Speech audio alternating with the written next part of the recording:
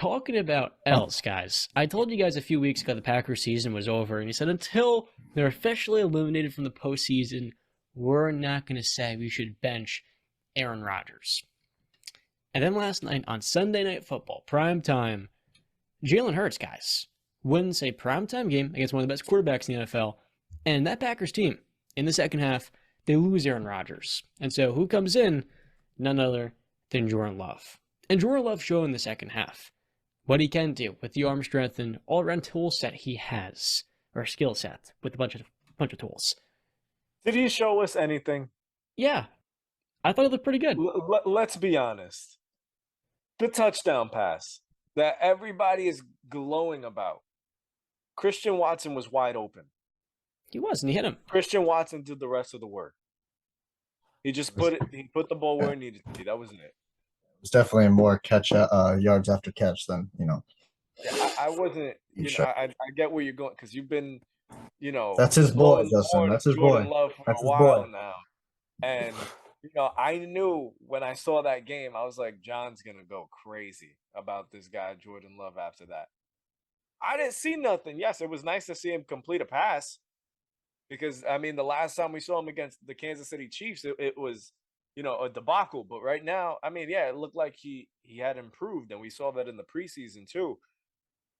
But let's pump the brakes. This isn't the second coming of Aaron Rodgers, Here's what number 12 is still on the team. He made a few awesome throws. The one to Randall Cobb in the end zone that was a defensive pass interference, splitting a double team across his body. Very nice throw. Yeah, another down the boundary. Jordan Love made very good throws, and keep in mind, J-Ray, this is up against one of the best, arguably the best, secondary in football. And so for him to come in with virtually no experience before this matchup, and to look as good as he was in the second half, helping them get back into that game a little bit closer when he came back when they were down 2 scores, Aaron Rodgers seems on track to play versus the Bears, coming off his oblique/ribs injury. Dude, it's straightforward to me. I need to know how good Jordan Love is. And to answer that question, I need to give him opportunity. We saw yesterday he can make so many throws, wow throws. He can extend plays with his legs. You could use him in quarterback keepers and nakeds. You can do a lot of different things with him as a runner and thrower of the football. And I felt like coming out of the 2020 draft, he was a top 3 prospect. And now, 3 years later, we'd look at that as one of the best draft classes for quarterbacks in recent memory. What are you doing? Joe Burrow, amazing. Justin Herbert, transcendent. And then after those two guys, Jalen Hurts this year and Tua Tagovailoa, in their 3rd years in the NFL, what have we seen from those two guys? It took them about 2 years as starters to come into their own. And now, those are two guys that are on the outskirts of the MVP race. They're winning games, and they're elevating their teams, their assets. I felt like Jordan Love was a better quarterback prospect than each of those two guys. He's capable of much more as a thrower. And for any young quarterback, it's not about what you're capable of. It's how you can read the field and process what defenses are throwing out there against you. And so for Jordan, you're not going to learn that by looking at a tablet and iPad on the sidelines. You're going to figure that out by going out there. And so for you two guys to say, he didn't show you enough in practice, and you're going to bring up the reference of Patrick Mahomes backing up Alex Smith. Here's the difference. Jordan Love is sitting behind the reigning back-to-back MVP. The guy the Packers just gave a king's ransom to, because after they drafted Jordan Love, Aaron Rodgers played at one of the highest levels we have ever seen for a quarterback. And so for an organization that doesn't have an owner like Jim Irsay, it's going to step in and lay the fist down, of course they're going to stick with Aaron Rodgers. This guy's won them a Super Bowl. They've been to the playoffs year in and year out with him, winning 13 games. Why would you deviate from that when Jordan Love is an inexperienced quarterback that ultimately is going to make you worse? Why? Because he's not already a freaking Hall of Fame quarterback. But can Jordan Love be a very good quarterback in the NFL? No questions asked. And it's befuddling to me that after a couple preseason games and a couple picks in the preseason, we can just say Jordan Love is not the guy. And you know what? If he can't beat out Aaron Rodgers, what are the Packers doing? It's a terrible pick. Oh, no. I got to ask you guys something. Brandon, please be the Packers for me. Okay? Yeah. You're the Packers. Yeah. I want you to understand this, John. I want you to understand the risks of actually benching Aaron Rodgers if he's healthy enough. You're going out there to bench him to start Jordan Love to see how good he is. Now, if he's terrible, okay? If he's terrible, you bench Aaron Rodgers those last 4 games of the season, best believe you're going to leave some sour grapes there. It's not going to end pretty. Aaron Rodgers is not going to be happy about that. You guys went out there, drafted a quarterback, knowing I was full and well, healthy enough to stick around. And then he sits behind me on the bench. I win 2 MVPs. Okay, I have a rough year this year. Why? Because the team didn't invest into the talent around me. So you're going to risk throwing away a top 5 quarterback of all time that's still playing at an all-pro level, that still can play at an all-pro level, just to see what Jordan Love may be. And if Jordan Love stinks and he blows up the whole show, the Packers organization is going to look stupid. Because you know what? Then, while Aaron Rodgers is moving on to whatever team is on next, Jordan Love is going to be there, or maybe not, and you'll be looking for a quarterback. Quarterbacks, great quarterbacks don't grow on trees. It just does not happen. So you're going to risk letting this one go. Your Super Bowl window, shut, done, gone, not happening. Thank you. It's over. I'm saying it's shut if you roll with Jordan Love. It's already shut, J-Ray. With Aaron Rodgers. No, it's not. Because if Davante Adams was still in the fold, and if they actually invested in the team with weapons on the outside, if the defense is as elite as they started in the beginning of the season, they can win a Super Bowl. There's a reason they've advanced to the NFC title game so many times over the last couple of years. It's because of 12. And it's because they actually had some solid weapons on the outside with Davante Adams. Now, without that, we are seeing what the Packers really are.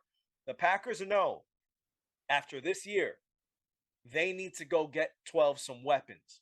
If you don't, that man is out the door, and forget that. Your GM is probably done too.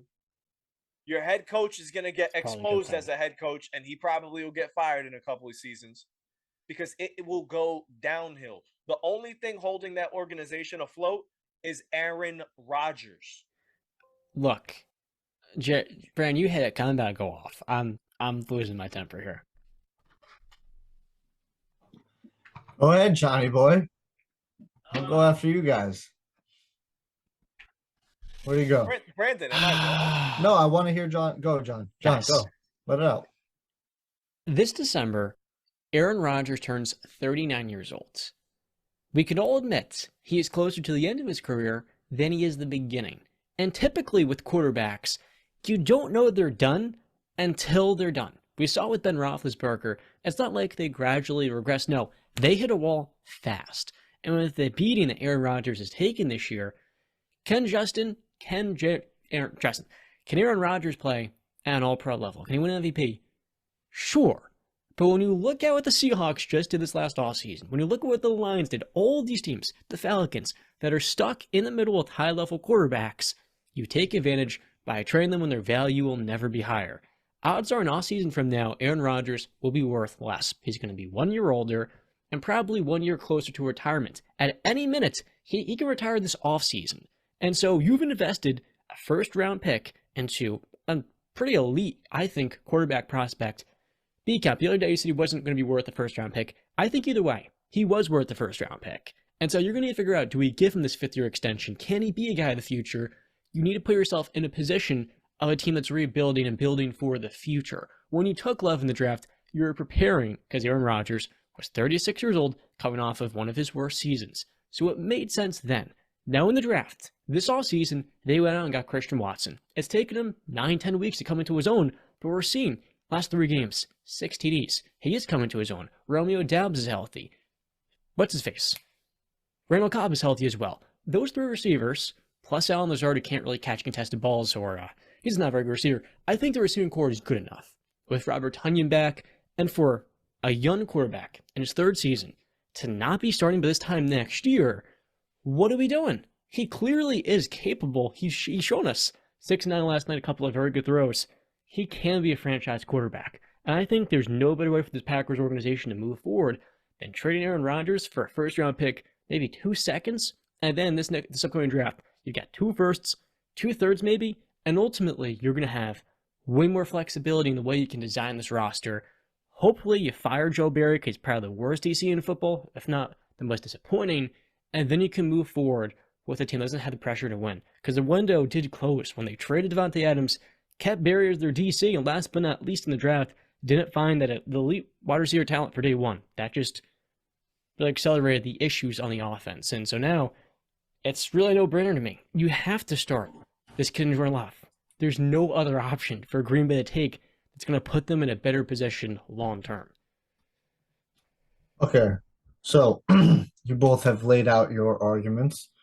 Now, I come at it maybe from a little bit of a different perspective because when we talked about it a week or two ago, I said you don't start Jordan Love until you're mathematically out of the equation. Now they're not mathematically, technically out. They could still win 5 straight. Everything would have to go right, and they'd be 9-8. But when you really look at it and you consider it, like what is that really getting you? You know what I mean? What is that really getting you? It's not really getting you a top draft pick. You're not getting the best draft pick you can get, and you're going to get bounced in the first round anyway. My thoughts have changed on benching Rodgers. It's not really a bench. It's more of a sit him because you want to see what this kid has, and you want to save Rodgers from taking any unnecessary punishment. And that's where it all starts with me. He had the broken thumb, fractured thumb, whatever you want to call it. But now he's got 2 more injuries, the oblique and the ribs. That's not good. And if we all remember, Aaron Rodgers was known as more of one of the frailer quarterbacks for the past decade, from like 2010 to 2020. He was known as a frail quarterback. He would get injured. So I'm not taking that risk. For that reason alone, I would start Jordan Love. I'm taking into consideration that he is dealing with those 3 injuries, and I'm saying, Rodgers, it's not worth it. Let's sit you down. You can rest up, go into the offseason, and we'll discuss everything from there. Now, getting to the offseason, I was saying all last offseason, I was saying you should probably trade Aaron Rodgers. Okay, because I think Rodgers doesn't have the Packers don't have what it takes for him to lead a Super Bowl championship team anymore. But then that ship sailed. So now it's going on to this offseason. I don't know what the contracts are like, dead money if he gets traded. What's the dead money? Is it an insane amount? Whatever the fact. But I have said this, and this still remains true. This all goes through Aaron Rodgers. He's deciding. He holds all the cards in this situation. Everything. If he wants to play for the Packers, he's playing for the Packers. If he wants to retire, he's going to retire. If he wants to go play for another team, he's going to get traded and go and play for another team. Everything is going to go through Rodgers. So what he says goes. All right. If he says jump, they say how high. That's how it's going to go in Green Bay right now. What I would do is probably look for the best trade because of what John laid out. You can get a king's ransom for an Aaron Rodgers. There's teams out there that believe they are a quarterback away that would trade away 3-4 years into the future for 3 to 4 great years of an Aaron Rodgers and a chance at a Super Bowl. It's not similar to what the Broncos did because they didn't have to trade, but with Peyton, they went with it. All right, and sometimes it hits on both sides, like with the Colts and Broncos. If Luck doesn't retire, we all know where the Colts are. We all know they're Super Bowl contenders. We all know that. So both teams won in that situation. They got their quarterback of the future that was on track to be a Hall of Famer, and the Broncos got 2 Super Bowl championships out of it. It can work out. Those don't happen very often, but I would probably go with talking with Aaron Rodgers and trading, but everything goes through Rodgers, and I don't know what goes through Rodgers' head because he's one of those wildcats that, walks to the beat of his own drum. So who knows what's going on in Aaron Rodgers' head.